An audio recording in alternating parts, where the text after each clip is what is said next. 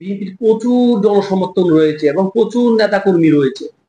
এত জনপ্রিয়তা থাকার পরেও আমরা 17 বছর ক্ষমতার বাইরে ছিলাম। আমরা কেন 17 বছর ক্ষমতার বাইরে গেছিলাম সেই জিনিসটা আমাদেরকে রিয়ালাইজ করতে হবে যে ফেসিবাদী সরকারের আমলে আমাদের আন্দোলন সংগ্রামে আমার কন্ট্রিবিউশন কি ছিল।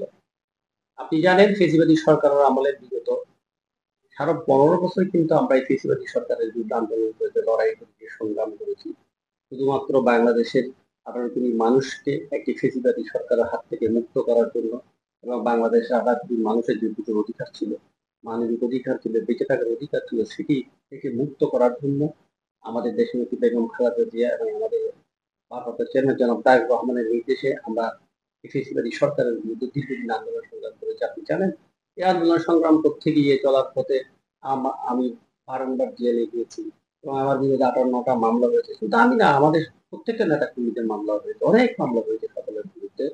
তো আমরা দীর্ঘদিন ধরে এই আন্দোলন করতে গিয়ে আমরা ফেসিবাদী সরকারের ঘোষণালামি করেছি। যেমন 2014 সালে যখন নির্বাচন হয়, তখন আপনার মনে হয় মেবি 5 জানুয়ারি নির্বাচন হয়েছিল সম্ভবত। 5 জানুয়ারি নির্বাচন, 4 জানুয়ারি কিন্তু আমার বাসায় এবং আমার অফিসে আওয়ামী লীগরা হামলা করেছে, যুবলীগরা হামলা করেছে এবং আমার বাসায় অফিস হামলা করে ওয়ালটন এখন দেশের সীমানা পেরিয়ে পৌঁছে গিয়েছে 50টিরও বেশি দেশে। ওয়ালটন, ঘরে ঘরে বিশ্বজুড়ে। আমার ঘর ভাঙচুর করেছিল, গুলি করেছিল। তার পরবর্তীতে আপনার 2018 সালে যখন আমাদের দেশনেত্রী বেগম খালেদা জিয়াকে আপনার 8ই ফেব্রুয়ারি অ্যারেস্ট করা হয়, 7ই ফেব্রুয়ারি রাতে আওয়ামী ফেসিবাদী সরকার কিন্তু আমার বাসায়, আমার অফিসে আবার হামলা করে গুলি করা হয়। এগুলো আসলে ইলেকট্রনিক মিডিয়া, প্রিন্ট মিডিয়া এবং স্যাটেলাইট মিডিয়াতে তখন কিন্তু ফলাওভাবে প্রচার হয়েছিল। দীর্ঘদিন আমরা আন্দোলন সংগ্রাম, আমি সহ অনেকে আন্দোলন সংগ্রাম করেছি। আজকে 5ই আগস্টের পর দেখতে পাই আমাদের একটু কষ্ট হয়, দুঃখ হয়। যারা দীর্ঘদিন আন্দোলন সংগ্রামে তাদের কোনো সম্পৃক্ততা ছিল না, যাদের কোনো ভূমিকা ছিল না, যাদের বিরুদ্ধে কোনো মামলা নেই, আজকে তারা এসে বিএনপির কর্তা হয়ে গেল। আজকে তাদের কারণে আমরা আমাদের মতো যারা ত্যাগী নেতা কর্মীরা ছিল, আজকে আমরা ব্যাক ফুটে চলে গিয়েছি। এটা আসলে অত্যন্ত দুঃখজনক। আমরা যদি ত্যাগী নেতা কর্মীদেরকে যদি আমরা মূল্যায়ন করতে না পারি, ভবিষ্যতে যে আমাদের আজকে যে আমরা নেতা কর্মীরা যদি মনে করে আমাদের একটা সুদিন, এই সুদিন তো সারা জীবন থাকবে না। সুদিন সারা জীবন থাকবে না, অবশ্যই আমাদের দুদিন আসবে, আমাদের আবার বিরুদ্ধ হতেও পারে।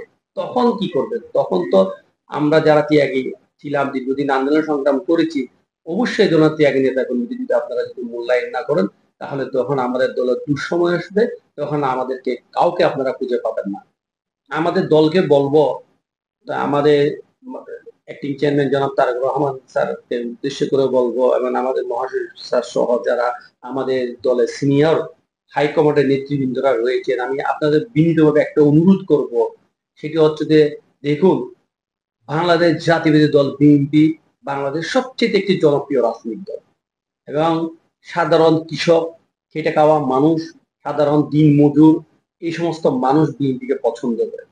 বিএনপির প্রচুর জনসমর্থন রয়েছে এবং প্রচুর নেতাকর্মী রয়েছে।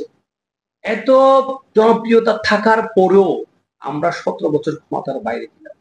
আমরা কেন 17 বছর ক্ষমতার বাইরে গেছিলাম সেই জিনিসটা আমাদেরকে রিয়ালাইজ করতে হবে। আমাদের কোথায় কোথায় দুর্বলতা ছিল সেই জায়গাটাতে আমাদেরকে কাজ করতে হবে। আজকে আমরা সেই জায়গাটা আমরা চিন্তা না করে আজকে আমরা শুধুমাত্র মিথ্যা প্রপাগান্ডার মধ্যে আজকে আমাদের বহু নেতা কর্মীদেরকে আজকে মিথ্যা প্রপাগান্ডা ছড়িয়ে মিডিয়া ট্রায়ালের মাধ্যমে আমাদের বহু ত্যাগী নেতা কর্মীদের কিন্তু অবমূল্যায়ন হচ্ছে, তাদেরকে বহিষ্কার করা হচ্ছে এবং আমরা এখনো সংগঠনের সাংগঠনিক শক্তিতে বলিয়ান হতে পারছি না এবং সংগঠন চালানোর জন্য আমরা আজকে দীর্ঘ 17 বছর এত জনপ্রিয় থাকার পরেও আমাদের যেই যার যার এলাকার রয়েছে, আমাদের এত জনসমর্থন রয়েছে, আমরা তাদেরকে এক জায়গায় কিভাবে কেন আনতে পারি না? আমরা তাদেরকে ইউটিলাইজ করতে পারি না। শুধুমাত্র আমাদের নেতৃত্বের অভাব ছিল, যোগ্যতা সম্পন্ন নেতার অভাব ছিল, দূরদর্শী রাজনীতির অভাব ছিল। আজকে সেই জায়গাটা আমাদেরকে কাজ করতে হবে। আজকে যদি আমরা ভুল করি, আমরা তাইলে আগামী দিনে হয়তো দেখা যাবে বিএনপি 5 বছর ক্ষমতা নাও থাকতে পারে। আপনি দেখেন, বিএনপি যদি গভর্নমেন্ট ক্ষমতায় আসে, আমাদের সবচেয়ে বড় চ্যালেঞ্জ হবে পার্শ্ববর্তী রাষ্ট্র ভারত। ভারতের একটা বলয় আমাদের দেশে রয়েছে এবং এনসিপি রয়েছে আপনি জানেন, এবং আওয়ামী লীগ রয়েছে, জামাত রয়েছে, এই যে ছাত্র সংগঠন দেখবেন যে বিএনপি কে যে কোনো জায়গায় প্রতিবন্ধকতা সৃষ্টি করবে, প্রতিনিয়ত প্রত্যেকটা জায়গায় প্রতিবন্ধকতা সৃষ্টি করবে। দেখেন ইউনিভার্সিটিতে দেখবেন কোনো একটা অহেতুক একটা কারণ নিয়ে রাজপথে তারা নেমে যাবে। তাদেরকে মোকাবেলা করার জন্য আমাদেরকে সাংগঠনিক শক্তিতে বলিয়ান হতে হবে এবং সাংগঠনিক শক্তিকে আমাদেরকে কাজে লাগাতে হবে।